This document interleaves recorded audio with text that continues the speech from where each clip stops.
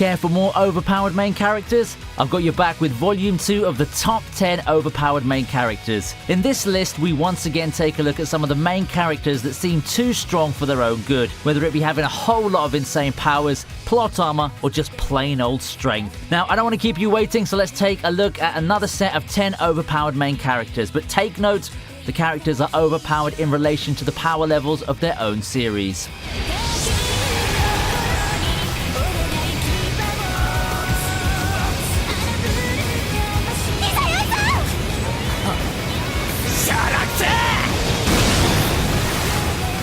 We start off this list with Izayoi. Oh boy, we're off to a good start with a light novel protagonist with the main character of Proto No Game No Life. Just like the protagonists of No Game No Life, Izayoi starts off as insignificant. Then he gets transported into a world of games. Now, what do you do when you first get transported into another world? Challenge a water god and beat him without breaking a sweat. Let's take a deeper look at his feats now, shall we? In the anime, he's deflected Letitia's lance, stopped Lelouch's sword, destroyed Algol the Gorgon, and defeated Wazer in Divine Mode, all in just 10 episodes. To add to that, he has the power to destroy gifts. Is there anything he can't do?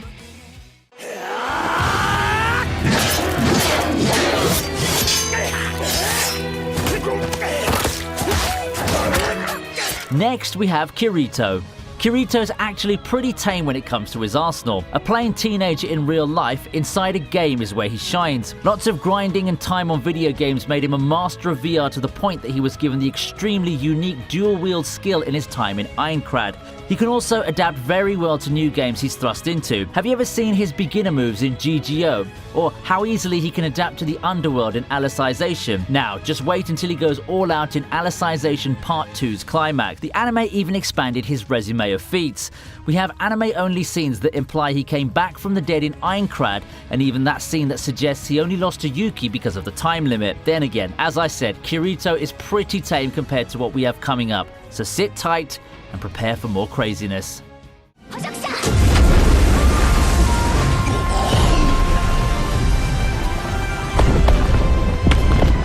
Next up, it's Rimuru Tempest. First, let me advise you to go to Rimuru's wiki page to look at his powers and abilities. Have you seen it yet? That sure is a handful of powers and abilities befitting for the ruler of monsters. His Great Sage, Pain Nullification, and Predator skills alone provide him limitless potential. Being a slime, he can also regenerate his body, making him nigh unkillable. Actually, scratch that. Is it even possible to kill him? I mean, I doubt it. In the world of Tensura, Rimuru's practically an unparalleled god. His powers are unmatched and he has something for every occasion. If that doesn't scream overpowered to you, I don't know what does. Waltzing into the 7th spot is Accelerator. In a city full of powerful beings, it's tough to climb to the summit. But with a power like vector deflection, who could compare to Accelerator? He's not the #1 ranked Esper in Academy City for nothing, you know. Unlike Rimuru, Accelerator doesn't have a plethora of powers to work with. When you look at the rest of the Espers in Index, Accelerator's base power seems less flashy at first glance. What he has is complete control over vectors and the ability to reflect attacks, meaning any physical fighter pretty much auto-loses against him. You either die from his touch of death, or find yourself getting blown up by your own strength. He's so overpowered that he had to be nerfed early on in Index, and he's still stronger than everyone else at that point.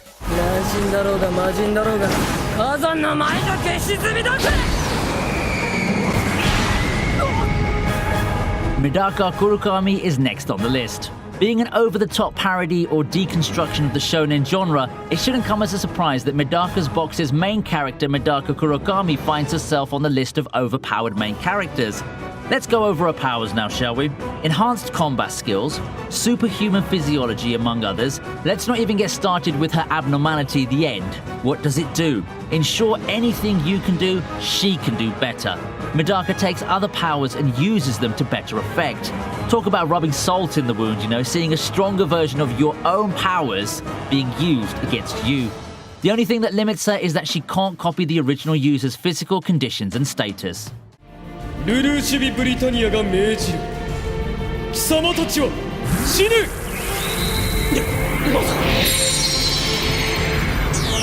Instead of crazy reality rewriting powers or countless laser beams headed your way, how about a master strategist? Lelouch is the embodiment of the master tactician character that became popular in the mid to late 2000s. Think like Yagami but on steroids. Lelouch has no peers when it comes to the Battle of Braids. He always has the upper hand with his strategies, his plans are practically flawless, and he can single-handedly turn the tide of battle with his tactical supremacy. His Gyas is just the icing on the cake. Yeah, what else could we give a master tactician to make him more overpowered?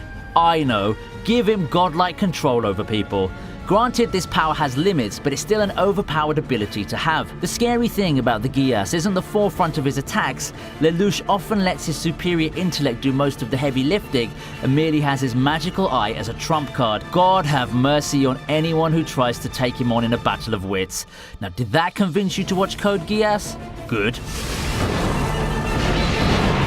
世界は変わる。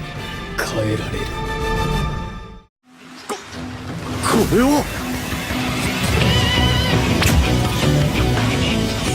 Remember Gold experienced Requiem, a member of our previous list of top anime power-ups? Then it's no surprise that its wielder, Giorno, finds his way to this list. In terms of physical abilities, Giorno probably isn't your best bet among the whole lot of JoJo characters. His main claim to being an overpowered character comes in the form of his stand. In its base form, Gold Experience already has powers connected to life. The ability to give life to inanimate objects and regeneration. The wild ride begins once Gold Experience evolves into Gold Experience Requiem. We already talked about Gold Experience Requiem in a previous video, but in addition to those abilities, it basically carries the ability to revert everything into a state of zero. Oh, and the stand acts as an independent, fully sentient entity now. Giorno's definitely not an opponent to be trifled with.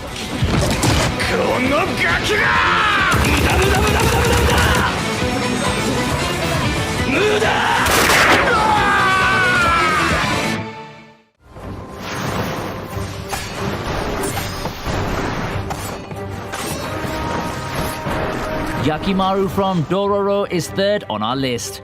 He may not look like it, but Yakimaru's a man fighting with a handicap. Having his body stolen by demons as a baby, he settles for a prosthetic body given to him by Dr. Jukai. The handicapped hero sets off on a journey to kill demons in a quest to finally regain the body he lost. Wait, did I just say handicapped? First off, Yakimaru knows no pain thanks to his prosthetic body. He's virtually invincible, in short. And in addition to that, his fake body provides enhanced senses, sword proficiency, soul manipulation, telepathy, the list just goes on. Needless to say, his body is his weapon. No demon stands a chance against this powerful Ronin. Invincibility, psychic senses, and a mastery of the sword. How are you supposed to defeat that?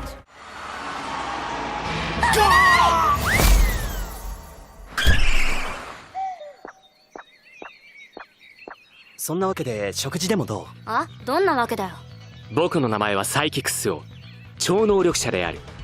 Next up, we have Psyche from the disastrous life of Psyche K. Now, for something a bit different. Unlike other characters from this list, Psyche is not part of an action anime. It's the only anime on this list that's probably seen as a slice-of-life comedy and the most unique one. You see, to most people, power's a blessing that anyone would die for. But that's not the case for Psyche. Some of his abilities include telekinesis, levitation, X-ray vision, clairvoyance, astral projection, pyrokinesis, mind control, psychometrics, and invisibility. See, but the thing is, he finds the assortment of powers nothing more than a bother. And not only that, his power attracts the attention of many, giving him great difficulty in getting the quiet and peaceful life that he oh so desires. So what happens when a person like this gets handed a gift or curse of such crazy abilities? Well, watch The Disastrous Life of Psyche K to find out.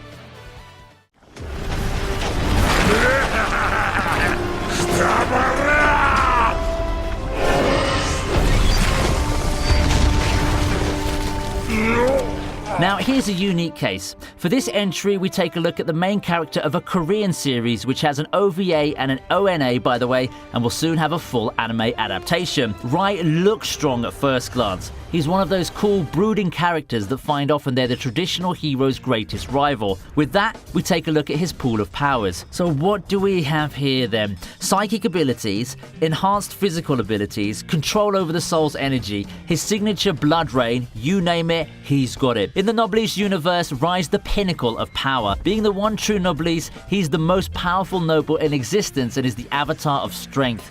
The only thing that serves as his limiter is his life. How long till the inevitable power creep sets in? Anyone? Because the way early Noblesse is, I myself am having difficulty finding a way to rein Rise power levels in without involving his own limitations.